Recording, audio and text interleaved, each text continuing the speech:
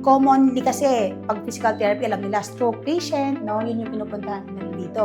Pero, yung kasing PT, broad siya. Marami kaming pwedeng i-cater. Nag-handle kami ng mga pediatric, yung mga matanda na for example, nagkaroon ng hip replacement, knee replacement, kailangan silang ma-therapy. Meron din kaming mga athlete patient. For example, yung mga after nilang maglaro, sumasakit yung katawan nila, so kailangan nilang ma-stretch, ma-release, para mas sa laro nila, mas maganda yung performance nila.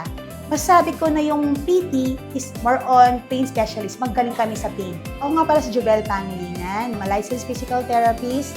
So ako yung CEO ng JMP Wellness Center. So I have 2 branches. Yung main branch namin sa Bulaon, San Fernando, and yung second branch namin sa Rosario Medical Center, Guagua Hospital.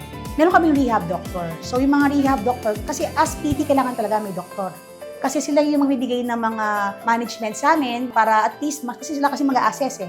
So kami gagawa ng treatment. For example, yung mga sa bahay lang, masakit yung likod, so kailangan pa rin silang ma-check up. Kasi for example, masakit pala yung likod, may problem na pala yung kidney. Masakit pala yung neck, may problem na pala yung nerves na pala naiipit dyan. Masakit na yung pet, ngayon pala meron ng mga sciatica. So kailangan pa rin silang ma-check up. So yung ginagawa namin, kung ano yung order ng doktor. Ang schedule namin, Monday to Saturday, 8 to 6 p.m.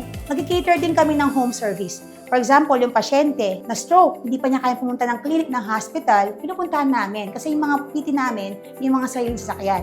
So, license, ibig sabihin, nag-aral kami ng 4 to 5 years na meron kaming PRC license. So, yung page namin, JMP Wellness Center. I-invite ko kayo, pumasyal sa mga clinics namin sa Guagua, Rosario Medical Center, sa Bulaon, Block 84, Lot 26, Bulaon Settlement. Baka may mga problem kayo, pasyal lang kayo. That's it. Kita-kits.